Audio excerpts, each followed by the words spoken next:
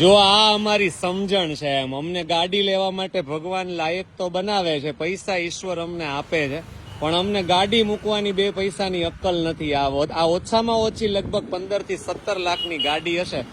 આ મોટા વરાછાના main road ઉપર આટલા બધા ફાસ્ટ અવર જવર વાળા વિસ્તારમાં આપ જુઓ કેટલા સ્પીડથી લોકો જાય છે.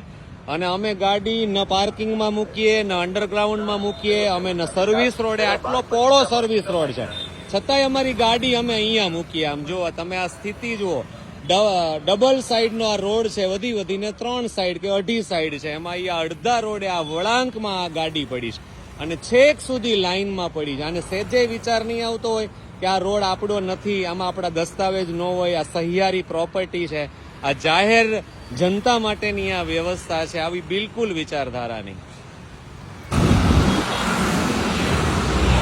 એક દાદા આવી રહ્યા છે, આપણે એમની સાથે વાત કરીએ શું છે. દાદા કેમ રોંગ સાઈડમાં?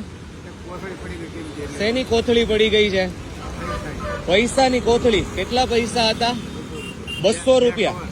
હે, 2 કવર હતા, 200 રૂપિયા. 200 રૂપિયાની કોથળી ગોતવા માટે આવી રીતે નો અવાય દાદા, એ મોંઘા પડે. 200 રૂપિયા કા તમે ધામમાં વ્યા જાઓ 200 રૂપિયાના કારણે, અને કા એવું દવાખાનું આવશે કે 2 લાખ ઓછામાં ઓછા થશે, અને સામેવાળાનું આવશે એ દવાખાનાના પૈસા અલગ. હો, એટલે મારી તમને રિક્વેસ્ટ છે, આપ વડીલ છો, બીજું હું શું તમને કહી શકું, પણ 200 રૂપિયા ગોતવા રોંગ સાઈડમાં ઓવરબ્રિજ ઉપર ન અવાય દાદા, બરાબર? એટલે વ્યવસ્થિત રીતે ગાડી પાછી વાળી લો. ગોતવા હોય તો ચાલતા ચાલતા ગોતવા જાઓ. હે ને, હવે આપણે કોથળી ગોતવી હોય તો ચાલીને, તમે પેલા ગાડીનું મોઢું ફેરવી નાખો અને આ મોઢાની ગાડી કરી દો, હાલો વ્યવસ્થિત રીતે. અને આવું દાદા કોઈ દિવસ ન કરતા.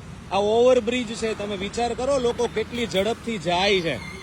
તમને કોઈ સામું મળે અઘરું થઈ જાય દાદા. આ ઉંમરે એકેય હાડકાનો હાંધો ન મળે પછી. એટલે આવું પ્લીઝ ના કરતા, મારી તમને રિક્વેસ્ટ છે. હો ને,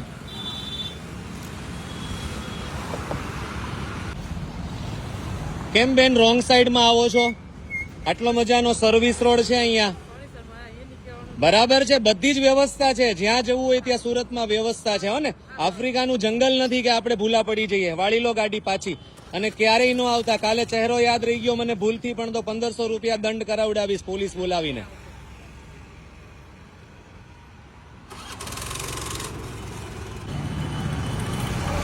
જો આ સ્થિતિ મેન રોડ ઉપર, આ કાર પાર્ક, આ કાર ક્રોસ પાર્ક છે, એટલે એની પાછળ આટલી જ, અને રોંગ સાઈડમાં પાર્ક છે. જો આ ભાઈ આવે છે એ રાઈટ સાઈડ છે.